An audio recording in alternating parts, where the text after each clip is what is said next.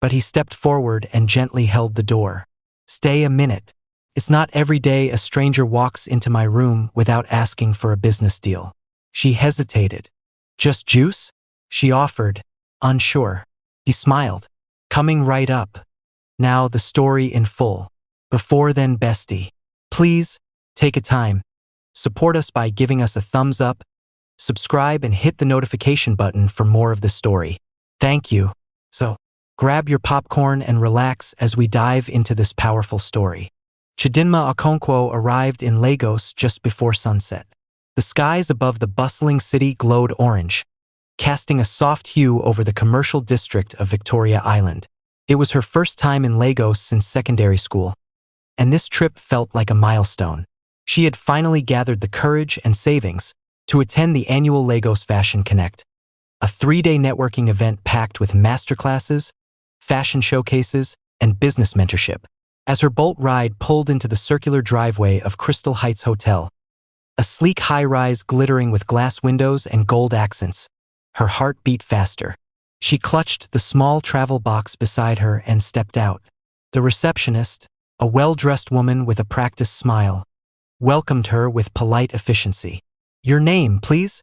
Chidinma Okonkwo. My cousin paid already. A few clicks on the computer later, the receptionist handed her a card. Room 504, Miss Okonkwo. Elevators are on your left. Chidinma nodded, distracted as her phone rang. It was Uchechi, her most demanding client. Chi, that fabric I sent you, are you sure it won't fade after washing?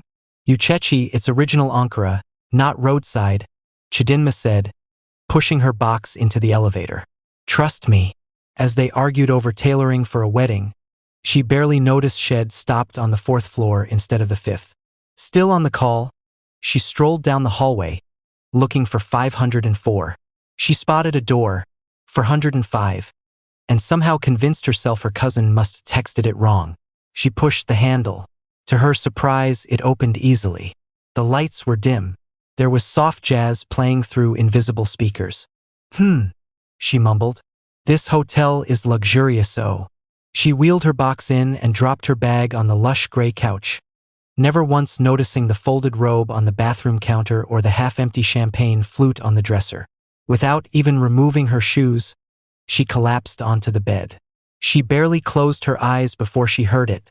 A soft cough. Her eyes shot open. A man stepped out of the bathroom wearing only a robe, towel in hand, and paused mid-step. Water dripped from his hair, his chest glistening in the soft light. Who are you? He asked. Jesus! Chidinma screamed, jumping up. Is this not my room? The man blinked. Not unless your name is Obinna Nwachukwu. She grabbed her bag, panicking. My cousin said 504. I saw 405. Oh God. Oh God. I am so sorry. He stared at her, and then, to her horror, he laughed. Relax. You look like someone who just stepped into a horror film. I thought I was going to get arrested, she mumbled. I don't arrest guests for walking into rooms, he said, crossing the room to close the door behind her. Unless they came to steal my bathrobe. Chidinma smiled nervously. I swear I'm not a criminal. I even sell clothes, real ones. Oh? He leaned against the dresser. Designer? I try. She chuckled. Chibella Styles. It's a small thing in Enugu. He tilted his head, eyes narrowing with interest. You have potential, at least by name. That was when he introduced himself properly. Obinna Nwachukwu, billionaire CEO of Xenix Holdings, and one of Nigeria's top logistics innovators. Chidinma's jaw dropped. Wait, you're the Obinna from Xenix? The only one, unless I have a twin somewhere. Suddenly shy, she clutched her bag. Let me just leave before I faint. But he stepped forward and gently held the door. Stay a minute. It's not every day a stranger walks into my room without asking for a business deal. She hesitated. Just juice? She offered, unsure. He smiled. Coming right up. The room was quieter now, save for the soft hum of the minibar and the occasional clink of glass. Chidinma sat gingerly on the edge of the plush armchair, her knees together, hands gripping her handbag like it might run away. She watched Obina from the corner of her eye as he crouched near the minibar, still in his robe, pouring orange juice into 2 short glasses. "Hope you're not allergic to citrus," he said casually, standing upright and handing her a glass. "No, no," she muttered, taking it carefully. "Thank you." He sat across from her, arms resting on his knees, relaxed like a man used to controlling boardrooms, and now his own hotel suite. But Chidinma noticed something in his eyes. He wasn't trying to impress her. He was studying her. So he began. "What brings Chibella Styles to Lagos?" Chidinma exhaled, trying to shake off the nerves. "The Lagos Fashion Connect Conference. It's my first time. I've been saving for over a year." Obina nodded slowly, his interest genuine. "That's a serious commitment." She chuckled nervously. "It's a gamble. Business hasn't been easy. People love my designs online, but when it's time to pay, they vanish." "Typical," he said, lifting his glass to his lips. "Nigeria's economy doesn't make it easy for small businesses, especially fashion. It's capital intensive." She blinked. "Wait, you know fashion?" "I know numbers," he replied, "and I've funded enough startups to know a promising brand when I see one." "What's your niche?" "Bold, Afrocentric elegance. I blend Ankara with structured modern cuts, jackets, evening wear, even bridal." "Smart." He nodded. "You have a lookbook?" She hesitated, then reached for her phone. "Yes, but please don't laugh." She opened her gallery and passed him the phone. Obina studied each photo with a stillness that surprised her. "You designed these?" She nodded. "Cut, sewed, styled, photographed. Everything." He looked up. "These are really good. Unique, bold but wearable." Chidinma felt her cheeks grow warm. "Thank you. Most people just smile and scroll past." "I don't do that," he said firmly. "I invest in people who show grit. You walked into the wrong room, yes, but I've had worse meetings with people I actually scheduled." She laughed for the first time, fully. Her laughter bounced off the sweet walls, soft and bright like chimes in the wind. He leaned back. "So what's the plan? Open a boutique in Enugu and stay local?" "I want more. Lagos stores. Maybe one in Accra. My own fashion house. But I don't have funding. I'm doing it all myself." Obina was quiet for a moment. Then he said, "What if you had someone to guide you through business strategy? Help scale you, connect you with people that matter?" She blinked. "Like mentorship? Like partnership?" "Mentorship. Maybe funding too. But only if you're as serious as your eyes say." Her eyes widened. "You do that? For a girl who barged into your hotel room?" He smiled, a dimple flashing. "Maybe God directed you to the wrong door on purpose." A warm silence filled the space. The tension had faded. What remained was ease. "You have a boyfriend?" he asked suddenly. She raised a brow. "Excuse me?" He smirked. "Just business research. Investors need to know if there'll be emotional distractions." She laughed again. "You're mad. I've been called worse." They talked for over an hour, about their childhoods, dreams, worst clients, and first heartbreaks. When Chidinma finally got up to leave, Obina walked her to the door. As she stepped out, he said, "Room 504 is upstairs, but feel free to come back. Anytime." She turned, smiled, and said, "Only if you lock your door next time." And just like that, something unexpected had begun. Not just a conversation, not just a business connection. A spark. Chidinma barely slept that night, back in her actual room. 504 this time, correctly. She lay on her small bed, staring up at the ceiling fan as it hummed lazily overhead. Her thoughts were a chaotic mix of excitement, disbelief, and a mild touch of fear. What just happened? She replayed everything. The way he had smiled, his deep voice, the subtle kindness in how he asked about her dreams, the way he studied her designs like they mattered. Obina Nwachukwu, a name she had seen in headlines, tech magazines, and Forbes Africa. A billionaire whose companies were revolutionizing logistics, digital storage, and investment banking in West Africa. And yet, he had sat across from her, in a robe, drinking juice, as if they were equals. He even offered mentorship. Maybe more. Her phone buzzed. She sat up instantly. It was a message from an unknown number. Chibella, it's Obina. Just making sure you made it to your correct room this time. Smiling face with smiling eyes. Also, if you're free tomorrow evening, I'd love to see more of your designs. Over dinner? Let me know. Her mouth opened, but no sound came out. She stared at the message, heart thumping. Dinner? This had to be a dream. She glanced at the time, 2:14 a.m. No way she could sleep now. She typed back. Yes, I made it safely. Room properly locked this time. Smiling face with smiling eyes. And dinner sounds good. Thank you. Seconds later, the typing bubbles appeared. Great. I'll send a car for you by 7. Dress in one of your designs. I want to see Chibella in full display. Chidinma dropped the phone and buried her face in the pillow. She wanted to scream. The next evening, she stood before the mirror in a fitted Ankara gown of her own design. Deep emerald with golden accents and dramatic layered sleeves. It was bold, structured, and elegant, with a side slit that offered just the right hint of daring. Her makeup was soft and dewy. Her hair slicked back into a bun. She looked expensive. She had never felt so nervous in her life. At 6:55 p.m., her phone buzzed again. Your ride is downstairs. Black SUV, plate number ZNX01. She inhaled sharply, grabbed her clutch and headed downstairs.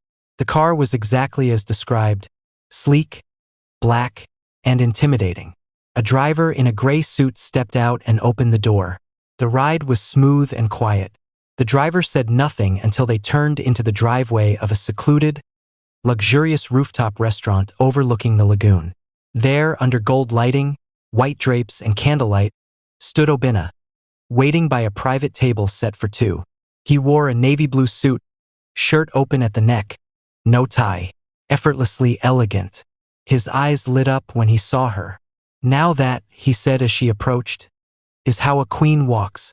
Chidinma smiled. You clean up well yourself. He pulled out her seat. You smell like victory. Is that your own scent too? She laughed. No, this one's borrowed. Someday I'll have my own line though. From your mouth to God's ears, he said. The dinner began with mocktails, grilled seafood, and soft jazz floating in the background. Obina asked real questions about her growth strategy, how many hours she worked, the pain of unpaid orders. He wasn't just making small talk. He was studying her like a venture he was seriously considering. Then, halfway through dessert, he said something unexpected.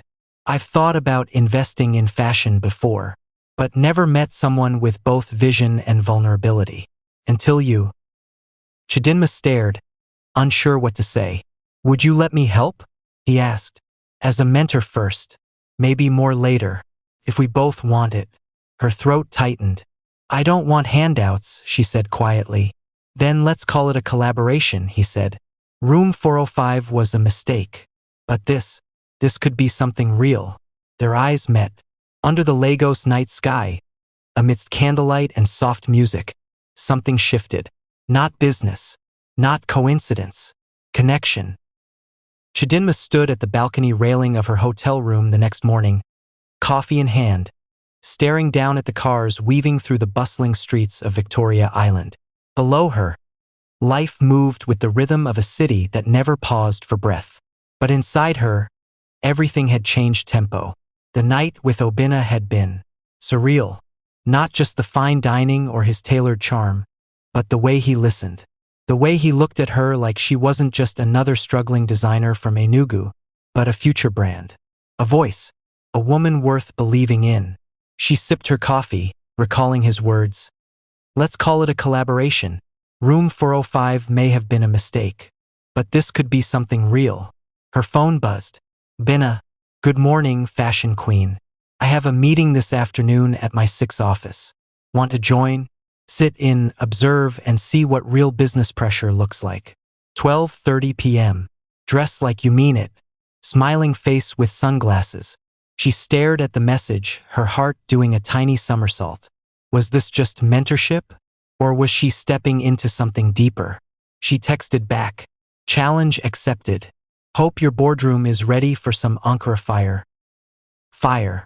By 12:25 p.m., Chidinma stood outside the Xenix Holdings tower, a glass and steel masterpiece with rotating doors and a metallic Z logo that screamed power. She wore a tailored Chibella two-piece, a mustard yellow high-waisted trouser, and a structured Ankara blazer with midnight blue and crimson prints. Bold, beautiful, fearless. As she stepped into the lobby, a receptionist looked up. "Miss Chidinma Okonkwo?" "Yes, Mr. Nwachukwu is expecting you. You can go up top floor. Private elevator." She blinked. Private elevator? The ride-up was silent except for the gentle hum of luxury. The doors opened into a marble hallway, then into a minimalist boardroom with tall windows and a panoramic view of Lagos. Obinna was already there. No suit jacket, sleeves rolled up, pacing, phone to ear. He turned when he saw her, and for a split second, his business face broke into a smile. "You look like you came to conquer the industry," he whispered after hanging up. "I came to observe, remember?" He leaned close. "You'll do more than that." The meeting began. 3 executives walked in, middle-aged men with pressed suits and skeptical eyes. The conversation was sharp, numbers flying, strategy laid bare. Chidinma sat quietly at the far end, taking notes on her phone, fascinated. Obinna was a different man here. Sharp, commanding, efficient. But what shocked her most was when he said, "Let's pause a minute. Chibella, what's your take?" The room turned. She froze. "Me? Yes," he said casually. "You know, branding, fashion, consumer appeal. I want a fresh voice. Don't be shy." Hands trembling slightly, she stood. She glanced at the board, then at the product sketches. "Well, this logo feels too sterile for the youth market. It's too corporate. If you're targeting Gen Z, you need vibrancy, storytelling, motion. Something that feels like identity, not just a name. Something alive." Silence. Then one of the executives muttered, She's not wrong." Obinna smiled. After the meeting, as they walked back to his office, he said, "You crushed it." Chidinma exhaled. "I almost peed myself." He laughed. "You have a voice, Chidinma. Use it." Then he paused near his desk and turned to her more seriously. By the following week, the whispers had begun. It started with a blurry photo, Chidinma stepping out of Obinna's black SUV outside a rooftop restaurant, dressed in her signature Ankara blazer. Then came a sharper one, Obinna holding the door for her at the Xenix Holdings tower.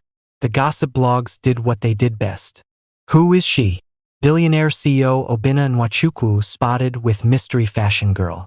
From Enugu to executive tables, Obinna's alleged muse sparks talk. Mistress or muse? Fashionista rumored to be billionaire's new flame. Chidinma saw the headlines as she scrolled through her phone on her hotel bed, heart sinking like a stone. Oh no! She barely had time to process it when her phone rang. It was Obinna. "Don't panic," he said as soon as she answered.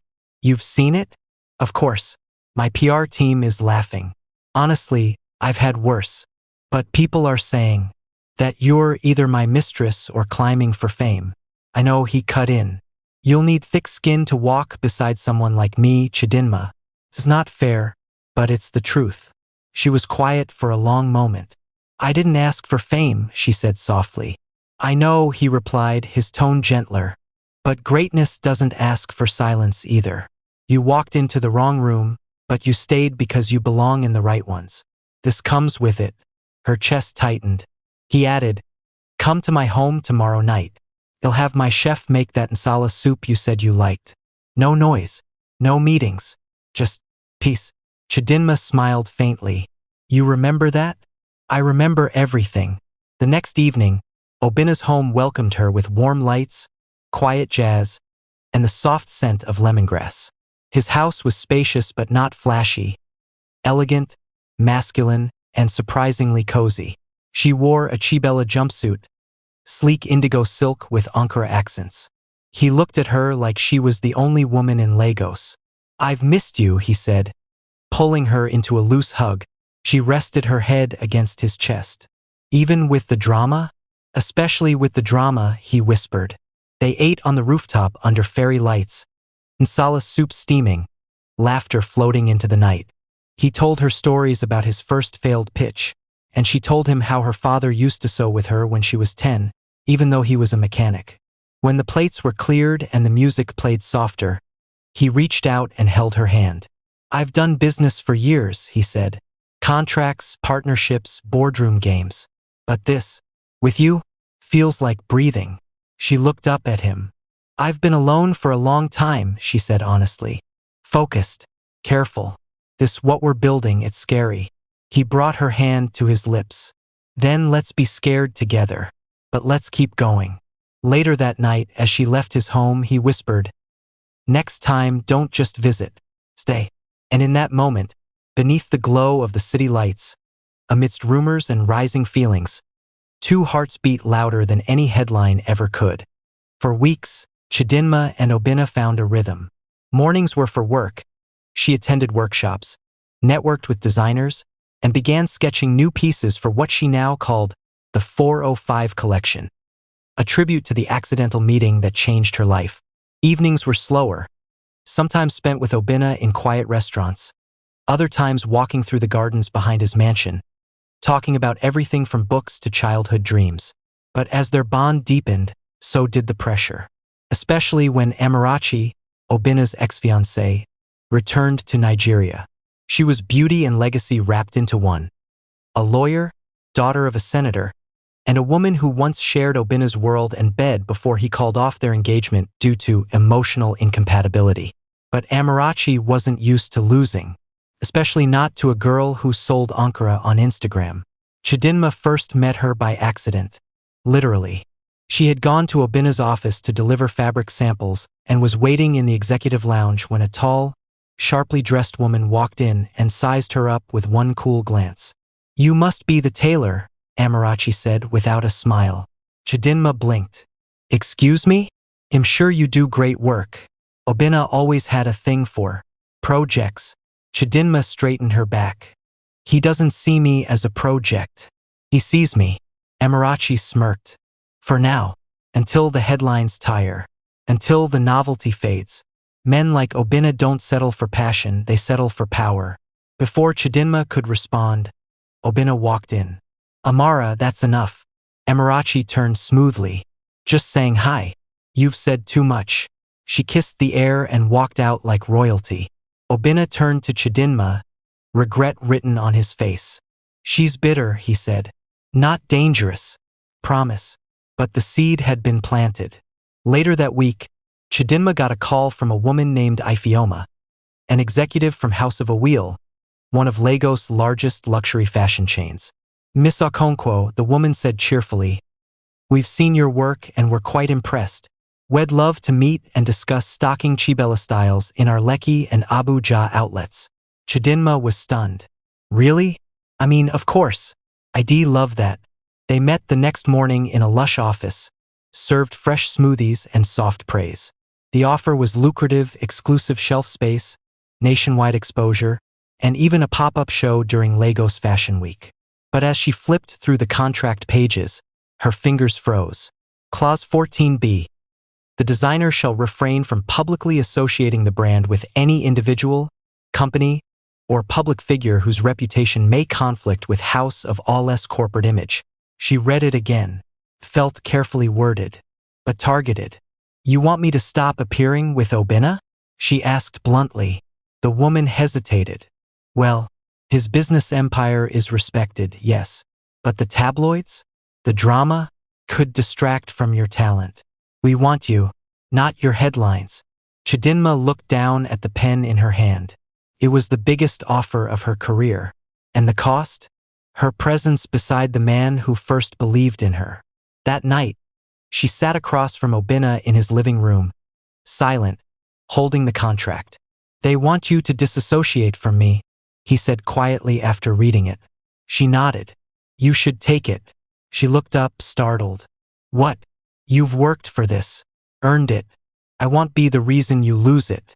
"Obinna, I'll always support you, Chidinma, even if it means cheering from the shadows." Tears welled in her eyes. "That's not fair. I didn't come this far to hide." He reached across the table and took her hand. "Then show them who you are." "Not with silence." With your work. Your voice. She stared at him, heart torn. This was the test. Was she building with Obina? Or beside him? The following week arrived like a storm. Schedules packed, emotions raw, and Chidinma caught between two lives. By day, she was finalizing her debut showcase for Lagos Fashion Connect, now sponsored quietly by Xenix Holdings under Obina's personal mentorship. By night, she lay awake, haunted by Clause 14b, a contract that asked her to shrink herself to fit a shelf. Ifioma from House of a Wheel called again. We need a final answer, Chidinma. You're hot right now, but the window won't stay open forever. Take the deal, build your brand. You can always circle back to whatever he is to you. Chidinma wanted to scream.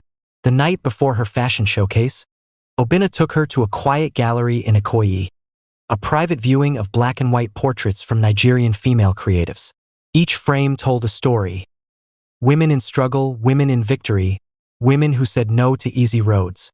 They stood before one particular photo, a barefoot seamstress threading her old Singer machine with a crying child strapped to her back. Obina whispered, "Do you know what I see?" Chidinma shook her head. A woman who stitched her destiny by hand. And no brand, no man, no label gave her permission. He turned to her. You don't need anyone to allow your brilliance. Chi, if this deal asks you to hide who you are, it's not your door. It's a cage. Her eyes shimmered with tears.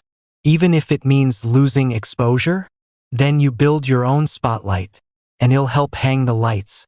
That night, she made her choice. The showcase. The ballroom was packed. Reporters, stylists, influencers, buyers from across West Africa. And right there in the front row, Obina, dressed in all black, clapping quietly, his eyes never leaving her. The crowd hushed, lights dimmed, music rose. The 405 collection began. Each model strutted in structured Afrocentric designs, jackets with fierce shoulder lines, gowns with metallic embroidery, bold Ankara patterns molded into red carpet-worthy cuts. The grand finale featured a gown made from repurposed traditional wrappers, infused with silk and leather, a tribute to both old-world strength and modern reinvention. The room erupted in applause. As Chidinma stepped onto the runway for her bow, the lights caught her fully, proud, radiant, unapologetically herself. Ifioma from House of a Wheel was there. So was Amarachi. And so were other fashion executives who had once overlooked her. She bowed gracefully, then walked straight off the stage, into Obina's arms.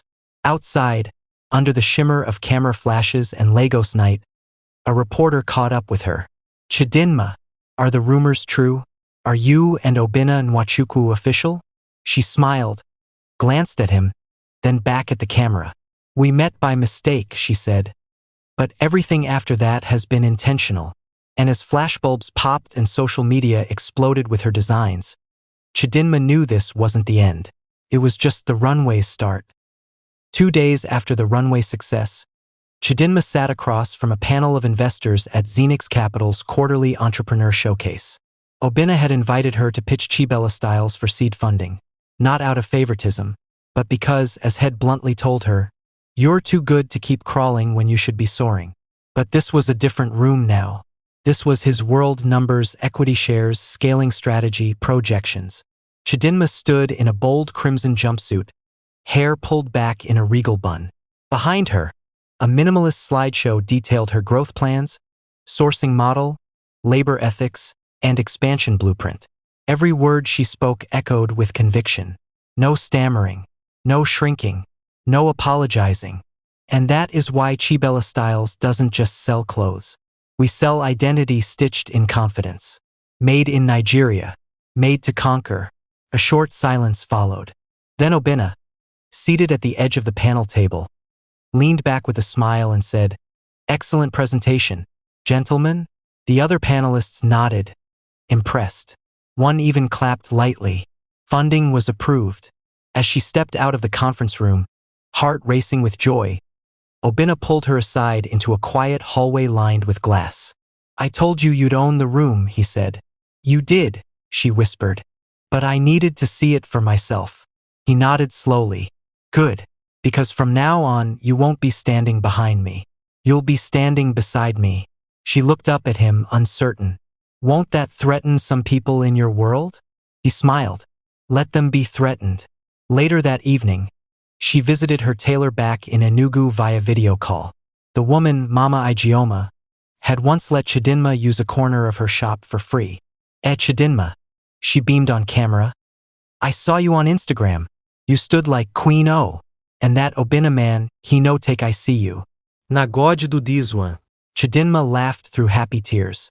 Mama, they'll send you a new industrial machine. You deserve more. You're my reward already, my daughter, she replied. Just don't forget your name. That phrase rang in her ears even as she ended the call. Don't forget your name.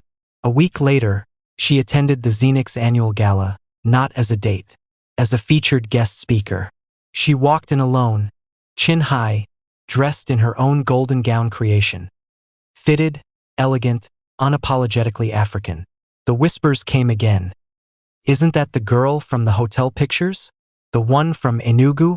But this time she didn't flinch. She gave her speech. She told her story.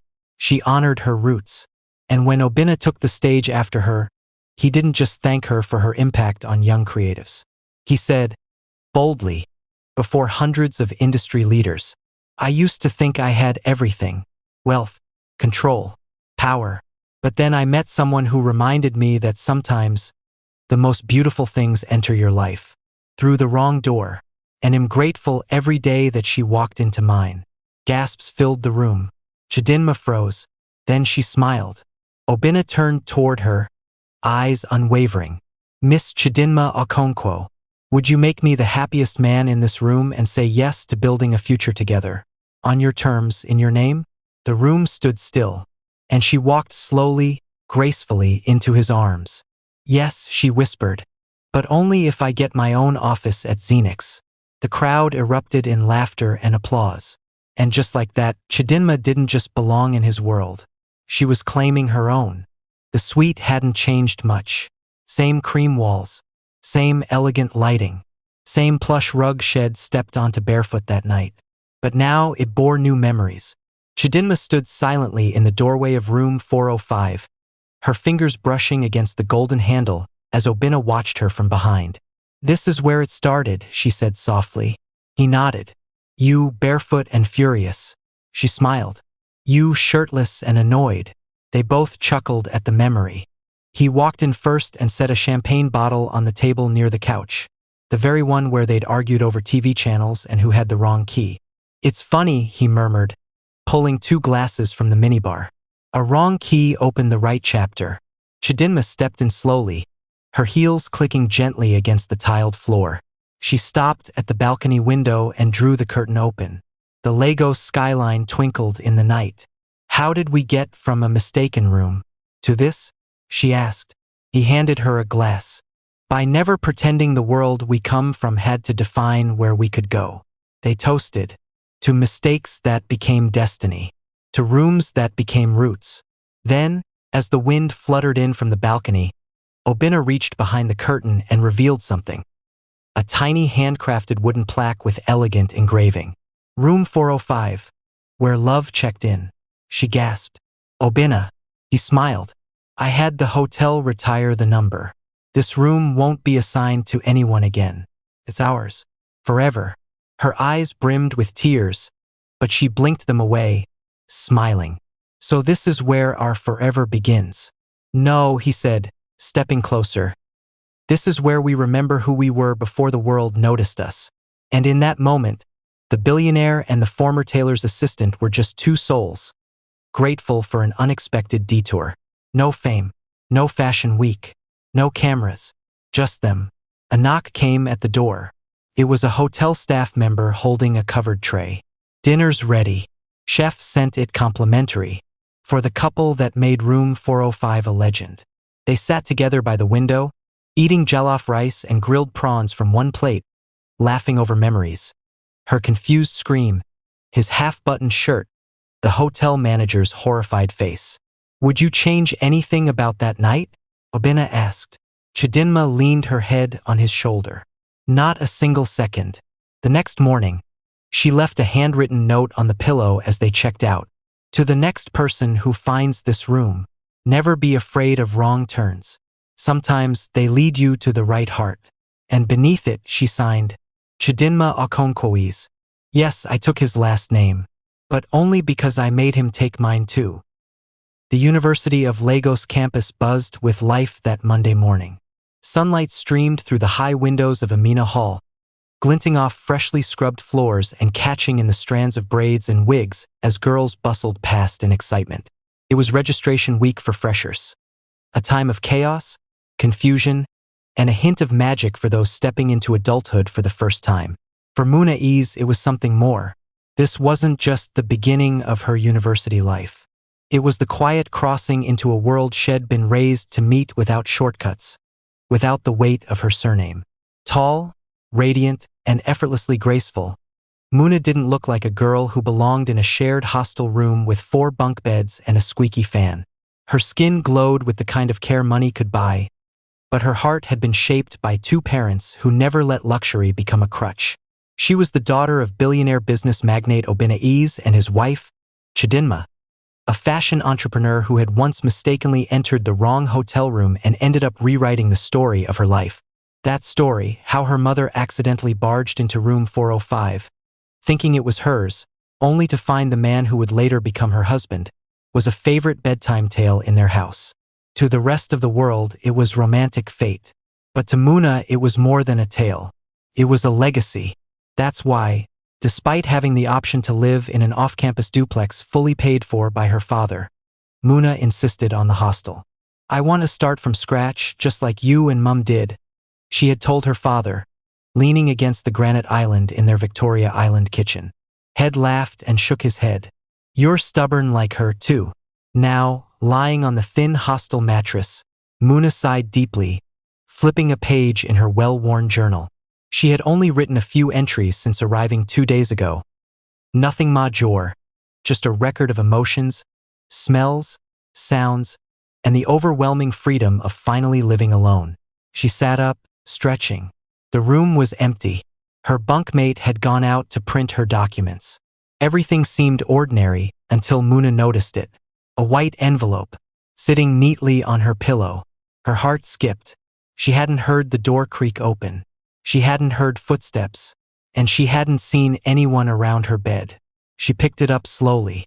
There was no name on it, no address, just one bold inscription in black ink. 405. Her breath caught. That number. The same number etched into the old brass hotel key she always kept tucked in her journal. A sentimental gift from her mother.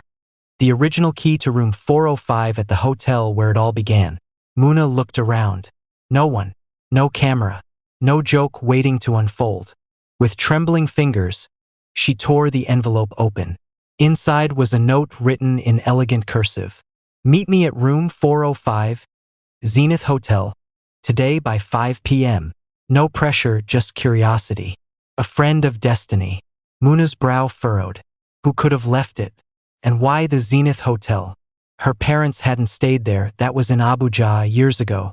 This was the Lagos branch. Still, it was too specific. Too deliberate. Could it be a prank? A stalker? Or was it something more? She clutched the envelope and walked to the window, scanning the courtyard below. Just students, mostly girls in joggers and colorful slippers, laughing and rushing to lectures.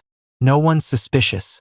Then her eyes dropped to the window's edge, and she smiled faintly. The wind had blown her journal open, right to the page where she had drawn a small sketch of the room 405 key 2 weeks ago. The universe was playing games again, and Munaiz had never been one to ignore destiny when it whispered. The halls of Zenith Hotel shimmered in quiet luxury. Tinted glass, mahogany finishes, and the faint scent of vanilla and citrus floated in the air, like elegance had a fragrance of its own. It was 4:47 p.m. Muna stood outside the elevator on the 4th floor, her heart pacing like a drummer boy. She smoothed her navy blue dress with clammy palms and exhaled. This wasn't just a meeting. It felt like a full-circle moment. Like destiny had folded in on itself and opened a door from her parents' past for her to step through. Room 405. She stared at the plaque on the door. It was real. Polished brass numbers gleamed in the golden hallway light. She hesitated. Was she crazy for coming? The envelope sat in her purse, a silent dare. No pressure, just curiosity. She reached for the handle, but the door opened on its own. Her breath hitched. A tall young man stood there, dressed in black chinos and a tailored beige linen shirt, sleeves rolled up.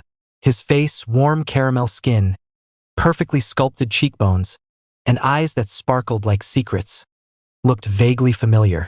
He smiled, a crooked, boyish grin that made her stomach somersault. "You came," he said softly. Muna blinked. "Do I know you?" "Not really," he replied. "But I know you. I've seen you around campus." "Wait, are you a student?" "Yes, and no," he chuckled. "I just enrolled for postgraduate studies. But that's not why I invited you." Muna's hand lingered on the strap of her purse. "Why did you?" He stepped aside and gestured for her to enter.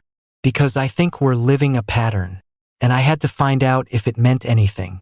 She walked in slowly. The room was breathtaking, warm lighting, subtle jazz music playing low, a single red rose in a glass on the table. But it wasn't extravagant. It was intentional, thoughtful. Her eyes scanned the room until they landed on something on the bed. Another envelope, just like the one left on her pillow. He closed the door behind them. "I know your story," he said. Muna turned sharply. "Excuse me?" "Your parents, Obina and Chidinma Ease. I read about how they met. Hotel room mistake. The love story that changed everything. It's in almost every business magazine." She tensed. "You dug into my life?" "No," he said quickly. "I admired them long before I met you. But then I saw you during orientation. You dropped your journal. I saw the key sketch inside. Room 405. Muna's heart dropped. "You followed me?"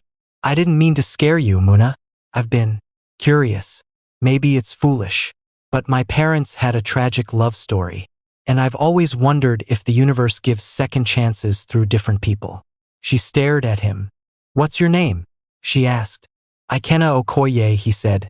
"I'm the only son of late billionaire Emeka Okoye." Her eyes widened. "You're that Okoye?" He nodded, slowly. "My father lost everything before he died. Betrayed by his business partner." "Your father." The room spun. Muna took a step back. "That's not true," she said softly. "I didn't say it was. I said that's the story I grew up with. And I needed to find out if there's another side to it. Or if we're meant to rewrite it, you and I." Silence fell. Not tense. Not hostile. But heavy with old wounds and open doors. Muna's eyes dropped to the second envelope. She picked it up and opened it with trembling fingers. Inside was a single photo. Two men, young and bright-eyed, standing outside a construction site. Her father, and Ikenna's, friends once. She looked up at Ikenna. "You planned this?" He nodded. "I needed a chance to know the truth. But then I saw you. And suddenly, I just wanted to know you." Muna's voice was barely above a whisper. "And what if I walk away?" He smiled faintly. "Then the pattern ends. But if you stay, maybe it becomes something new." She stared at him for a long moment, then slowly took a seat on the edge of the bed, envelope still in hand. "I'm listening," she said. And just like that, the room that once shaped a legendary love story had opened its door to another. The next morning was unusually cloudy, as though the sky shared Muna's thoughts. Murky, unsettled, and brewing something. She sat by her apartment window in Surulere, the photograph of the two young men, Obinaize and Emeka Okoye, resting on her lap like a forgotten chapter. Her fingers brushed lightly across their smiling faces. Felt unreal. Her father had never mentioned anyone named Emeka Okoye. And yet, here was living proof. A friendship, maybe even a brotherhood, buried beneath decades of silence. She picked up her phone and dialed. Her father's voice came through, steady as always. "Muna, good morning, my sunshine." "Daddy, can I ask you something important?" A pause. "Of course. What's wrong?" She took a deep breath. "Do you know someone called Emeka Okoye?" Silence. Too long. Then, slowly, Why are you asking about Emeka? I met someone, she said carefully. Ikenna Okoye, his son. He said you and his father used to be business partners. Muna, that was a long time ago. I know, but I want to understand. What happened between you two? Another pause. Her father sighed. We were friends. Very close ones. Started our first real estate project together. But along the way, things got complicated. Emeka made choices I couldn't support. We parted ways. Did you betray him, Dad? Obina's voice hardened. Absolutely not. I tried to help him, but he gambled company money and put everything at risk. When I confronted him, he walked away and spun a different story. I never defended myself because, well, he was hurting. I let it go. Muna felt a wave of sadness. She had been chasing a fairy tale in room 405, and instead found the ashes of a feud no one ever spoke about. Ikenna thinks differently, she said. I'm sure he does, her father replied. But if he's anything like his father, he'll chase emotions over truth. Muna ended the call not angry but hollow. Somewhere between love and pain, there was truth, and she intended to find it. That same afternoon on the island, Ikenna Okoye stood in the compound of his late father's half-completed estate. Abandoned pillars, vines crawling up cement like forgotten promises. His uncle, Chief Bernard Okoye, paced nearby in a starched white agbada, his brows drawn tight. So you found her, the older man said disapprovingly. Yes, uncle. Her name is Muna Ease. Bernard hissed. And what? You want to fall in love with the daughter of the man who ruined our bloodline? You don't know that for sure. Ikenna, your father died in shame. You saw the headlines. Defaulted loans, fraud, embezzlement. I also saw how none of that was proven, Ikenna interrupted. Chief Bernard's voice dropped into venom. Don't let a pretty face confuse your mission. That family owes us. They walk around with wealth built on our ruin. Ikenna turned his back. Or maybe we've been walking around with the wrong story. Bernard glared at him. If you walk into that girl's arms, you spit on your father's grave. Ikenna turned, eyes steady. Maybe if my father hadn't buried the truth, we wouldn't have a grave to spit on. The wind blew gently through the compound. The silence that followed wasn't peace, it was war paused. Back in her studio flat, Muna searched online archives, newspaper scans, even old business records. She finally came across a headline from 1995. Young investors split. Okoye VE's group dissolved amid controversy. No criminal records, no court filings, just a quiet split, and years of silence. She leaned back, frustrated. She needed more than fragments. She needed answers. And maybe, just maybe, room 405 hadn't finished telling its story yet. Muna stood outside a weathered bungalow tucked in the heart of Yaba. The sign on the rusted gate read Barrister C. Onyudo V. Associates. This was the last known office of the lawyer who had represented Emeka Okoye in the mid-90s. After 3 days of digging, she had found him. She knocked. A young man opened the door. Yes? I'm looking for Barrister Chuka Onuyudo. Please, it's important. The man studied her for a moment. You're lucky. He just came in not long ago. Come in. Inside, the room smelled of old paper and peppermint. Dusty legal volumes lined the shelves. An elderly man with graying temples and a slow, deliberate gaze looked up from behind his desk. Yes? He asked, voice hoarse but strong. My name is Muna Ease. My father is Obina Ease. I need to ask you about something from the past. Chuka's eyes narrowed slightly. Ease. What exactly are you looking for, young lady? She held out the printed article. About the dissolution of Okoye VE's group. I need to know the truth. Ikenna Okoye and we've both been told different versions of what happened. But someone's lying. The old man let out a long breath and sat back. So it has come to this. He stood, walked to a cabinet, and pulled out a file so old it nearly crumbled in his hands. I shouldn't even be showing you this. But your father and Emeka, they were once like blood. What tore them apart was pride. And silence. He opened the file and brought out a yellowed letter. Your father didn't destroy Emeka. Emeka destroyed himself through bad investments and desperation. But before he passed, he wrote this. He slid the letter across to her. To whom it may concern, if you are reading this, then my son Ikenna has come looking for the truth. I have spent years blaming Obinna for my downfall, when in fact, he saved me from ruin more than once. My pride could not bear it, so I chose bitterness over friendship. Ikenna, if you ever meet Obinna's daughter, do not repeat my mistake. Do not let ego cost you love. Emeka Okoye. Tears blurred Muna's vision as she read. Barrister Onwudo nodded solemnly. He wanted Ikenna to have that, but I never saw the boy again after Emeka's funeral. Muna whispered, I need to give this to him. That evening, Ikenna sat alone on the balcony of his penthouse. The city lights of Lagos blinked like restless dreams. His phone buzzed. A message from an unknown number. Meet me at the Landmark Cafe. I have something your father left for you. He arrived 30 minutes later. Muna was already waiting. She didn't speak. She simply handed him the envelope. Ikenna opened it. As he read the letter, his lips trembled. A storm passed through his eyes. Shock, sorrow, and then stillness. He looked up at her. I don't know what to say. You don't have to, Muna replied softly. Just promise me you won't carry a grudge your father didn't want you to inherit.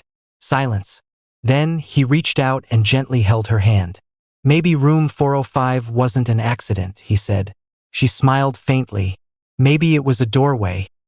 The next morning, Muna's heart pulsed with anticipation as she stepped into the sleek black Range Rover that Ikenna had sent. The note on the seat read, For the first time in my life, I want someone to see where I come from. I want that someone to be you. Ike. Their destination? A private estate on the outskirts of Lekki. Once the residence of Emeka Okoye, now long abandoned but kept under surveillance and care by a loyal old steward. As the car turned off the main road, the scenery shifted from traffic and street vendors to tree-lined, whispering silence. The estate gate creaked open, revealing a weather-worn yet dignified two-story mansion with vines crawling up its pillars. Ikenna stood in the courtyard, arms crossed, waiting. You came, he said, a trace of vulnerability in his voice. Muna nodded. I had to. He offered his hand. Let me show you something. Inside, the air was rich with history. The walls bore family photos, dusty but untouched. They walked past an old baby grand piano, and a cracked photo frame caught Muna's eye. It was a picture of Emeka and Obinna, young and radiant, holding an award. That was their first big contract, Ikenna explained. Before the boardrooms, before everything fell apart. He led her upstairs to a study. There, in a drawer, was a locked wooden box. My father kept this in his room for years. I never had the courage to open it. Until yesterday. He handed her the key. You should open it. Muna hesitated, then turned the key. Inside lay old architectural blueprints, signed EVEO Legacy Foundation, a center for young African entrepreneurs. Below them was a note in Emeka's handwriting. This was our dream. If you're reading this, maybe you can finish what we started. Muna looked up at Ikenna. He wanted to build something for others, and he wanted me to do it with someone who understood both pain and possibility. Ikenna whispered. She stepped closer. Then let's build it together. Later that evening, they sat under the mango tree behind the estate. The sun dipped low. Ikenna? Muna asked softly. Yes? What if none of this had happened? No wrong room, no letter, no family feud? He took her hand gently. Then I would never have met the woman who made me believe in destiny again. Their eyes met, and there, under the fading sun and ancient mango branches, he kissed her, for real this time. Not out of confusion, not curiosity, but clarity. The news of the revival of EVEO Legacy Foundation hit social media like lightning. Emeka Okoye's son resurrects father's dream. Mystery woman by his side. A partner or just another story? Muna stared at the headlines on her phone in disbelief. How did they even get our photo? She asked Ikenna, holding up a snapshot of them exiting the estate gate the day before. Ikenna sighed. setting down his coffee in the cafe where they had met to finalize their foundation pitch deck. Lagos is a city where walls have ears and phones with cameras. She half smiled. I guess we're news now. But beneath the joking tone was a deepening tension neither of them could ignore. That night, Ikenna returned to his penthouse and found the front door slightly ajar. His body stiffened. He stepped in cautiously, calling out, "Hello?" No answer. He reached for the bat tucked behind the curtain near the entrance. Then he spotted it. A wine glass, half full, red lipstick stain, and beside it, a gold-embossed envelope. He picked it up. The seal bore a familiar crest, Odinma Holdings, the conglomerate that had tried to take over EVEO Group after Amika's death. Inside was a handwritten note. "We hear you're waking old ghosts. Careful. Some of us were fine when they stayed buried. Let sleeping dogs lie or they bite." No signature. But Ikenna knew. Benedict Odinma, the vulture who tried to buy Amika's dream for pennies. The next morning, Muna arrived at the Foundation's new temporary office to find Ikenna pacing with his shirt sleeves rolled up. A rare sight. "What's wrong?" she asked. He handed her the note. Her eyes darkened. "They're trying to scare you." He nodded. "They did more than try in the past. They bribed board members, froze our accounts, even tried to forge documents to declare my father mentally unfit before his death. And now they think you're just a boy still playing house?" she said fiercely. He looked at her, like seeing her strength for the first time. "No," he said slowly. "Now they know I'm a man building a fortress, and am not building it alone." He slid over a file. "We move the launch date forward. Public unveiling of the Foundation in 2 weeks. Let them come. Let the world watch." Later that evening, Muna sat in her tiny flat, looking at the first dress she ever wore to a job interview. Faded blue, slight tear at the hem. She clutched it gently. "From wrong room to right mission," she whispered. Then her phone rang. "Kenna, I want you by my side at the unveiling," he said. "Not just as co-founder, as someone who changed everything." She was silent for a moment. Then she replied, "Then we rise together." Meanwhile, in a luxury boardroom on Victoria Island, Benedict Odinma tapped the ash off his cigar and sneered at the news report playing in the background. "Let's see how far this love and legacy show runs before it burns." Behind him, a figure stepped from the shadows. A woman, with red lipstick and secrets. The marble floors of the Orchid Grand, one of Lagos' most prestigious hotels, shimmered under crystal chandeliers. Cameramen buzzed, lights flashed, and the air hummed with anticipation. Tonight was the official launch of the EVEO Legacy Foundation, and all eyes were on Ikenna Okoye, the reclusive billionaire heir making his first public move since returning to Nigeria. Muna stood by the dressing mirror in her hotel suite on the upper floor, adjusting the neckline of her emerald gown. She barely recognized herself. Elegant, glowing, powerful. A soft knock came at the door. She opened it to see Ikenna, dressed in a charcoal tuxedo, a faint smile tugging at his lips. "You look beyond words," he said. "So do you," she whispered. They stood there for a moment, silently taking in how far they had come, from room 405 to the grand stage of destiny. As the hall filled, journalists, celebrities, politicians, and industry tycoons found their seats. Among them sat Benedict Odinma, his sharp gaze fixed on the stage. He leaned over to his assistant. "Let's see how long this fairy tale lasts." When Ikenna stepped onto the stage, applause thundered. Cameras clicked. He began with a tribute. "To the man whose hands built dreams from dust. My father, Emeka Okoye." The screen behind him flickered to a video montage of his father's philanthropic projects. Muna stood beside him when he motioned for her. "And this," he said, turning toward her, "is Muna Ease, the woman who reminded me that legacies don't rise from money, but from purpose." There was a pause, then a standing ovation. As the applause died down, a loud voice cut through the silence. "Do you plan to mention that your foundation is being bankrolled by funds your father allegedly embezzled before his death?" Gasps rippled across the room. All heads turned toward the source, a reporter planted by Odinma Media. Ikena's jaw tightened, but before he could respond, Muna stepped forward. My father died of poverty, she began calmly. If anyone knows what it means to be voiceless, it's me. I stand beside this man because I've seen him refuse bribes, walk away from shortcuts, and honor a father who was betrayed by the same circle now questioning his son. She turned to the cameras. The only thing being embezzled here is truth, and tonight we reclaim it. The hall erupted in applause again, this time louder. After the event, back in his hotel suite, Ikena poured them both a glass of champagne. You didn't just save the night, he said. You saved me. Muna sat beside him on the couch. You did the same for me. That night in room 405, I didn't just walk into the wrong room. I walked into the beginning of everything. They stared at each other, and then quietly their lips met, softly at first, then deeper. But just as the kiss lingered, Ikena's phone buzzed. A message. Unknown number. If you think tonight was loud, wait till we open your father's real files. The message chilled Ikena to his core. If you think tonight was loud, wait till we open your father's real files.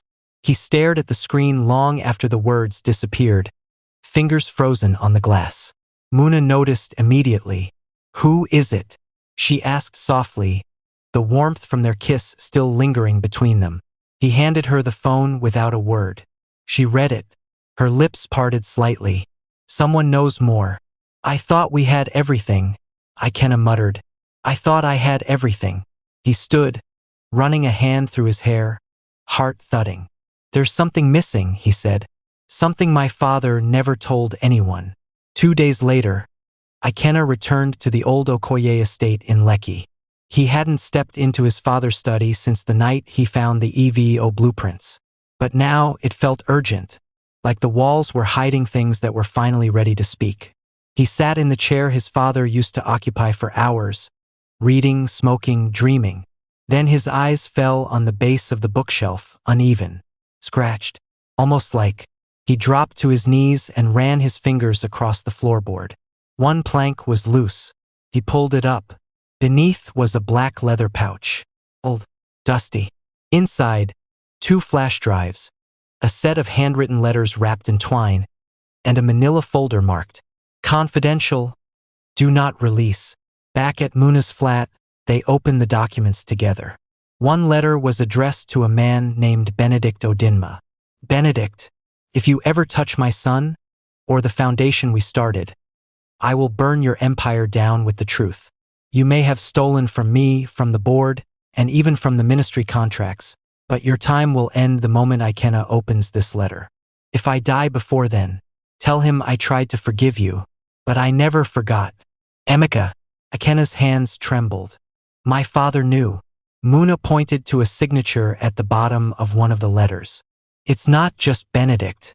Look, this is someone from the Ministry of Urban Infrastructure. This goes deeper than your father's business. He opened the folder next. It was filled with signed payment receipts, illegal land transfers, and audio transcripts from board meetings. Evidence of how Benedict Odinma had siphoned millions using fake shell companies, all in Emeka's name. That night, Muna's phone rang. It was an unknown number. A voice spoke, low, female, and familiar. Tell Ikena to walk away from the files. Who is this? Muna asked sharply. Someone who once loved his father, and now works beside his enemy. What do you want? To remind you, betrayal doesn't always come from the outside. Ask him about Adana. Click. Muna froze. She knew that name. Adana. Ikena's father's former personal assistant. The same woman who disappeared after his death. The same woman now appearing in Benedict Odinma's corporate team. Muna turned to Ikena, holding her phone out. We need to talk. About Adana. He frowned. What about her? She's not just a ghost. She might be the one holding the knife behind your back. The Zenith boardroom was filled with Lagos' finest, policymakers, investors, and legacy funders. The EVO Legacy Foundation was hosting its first private fundraising dinner. The ambience was perfection. Strings played soft highlife, waiters moved like clockwork, and donations flowed like vintage wine. but Ikena's eyes were fixed on one person. Adana. She walked in wearing a white satin gown, elegant, graceful, and unapologetically confident. Her presence turned heads, especially among those who remembered her as Emeka Okoye's loyal assistant. Muna watched her too, her instincts tight as coiled wire. She leaned toward Ikena. She's working with Odinma. That voice on the phone. It was her. I need to know what she wants, Ikena muttered. Later that evening, on the rooftop garden terrace overlooking the lagoon, Ikena found Adana alone, sipping wine. You always did enjoy the spotlight, he said. She turned, unfazed. You always did take too long to catch up. Tell me the truth, he said, voice low and firm. Why are you working with Odinma? After all my father did for you? She swirled her wine. Your father gave me a job. Odinma gave me power. You see the difference? Ikena's jaw tightened. He destroyed your mentor. No, she corrected. He destroyed your father's myth. Emeka was brilliant, but naive. He thought loyalty could survive in a world of billion-naira deals. So you betrayed him? She smirked. I made sure his son would never rise too high.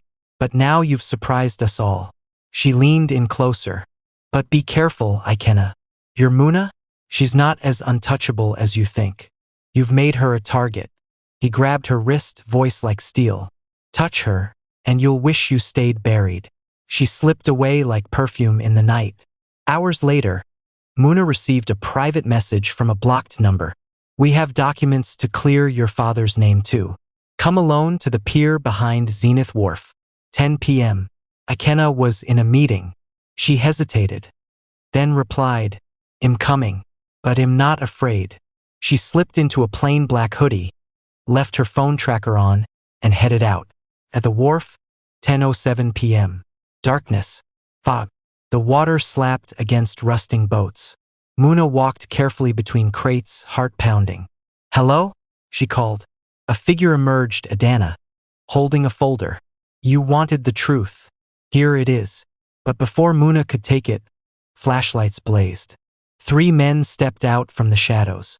This was never about your father, Adana said coldly. It was about leverage. Muna backed away. You set me up. Adana smiled. It's business. Suddenly, let her go. Ikena's voice tore through the fog. He emerged with security officers and 2 policemen. Touch her and I'll release the files. All of them. Adana froze. The men stepped back. Muna ran to Ikena. He pulled her behind him. I warned you, he said to Adana. She scoffed. You don't scare me. No, he said. But the Federal Anti-Corruption Unit might. Especially when they see whose name is on the Ministry of Land Fraud documents. He dropped a flash drive onto the ground. Adana's face went pale. Sirens wailed in the distance. She ran. At 2:15 a.m., Muna sat on the rooftop of Ikena's apartment, wrapped in his jacket, sipping tea. I should have told you before going, she whispered. I should have been there before you got the message, he replied. She leaned against him. Do you still believe in destiny?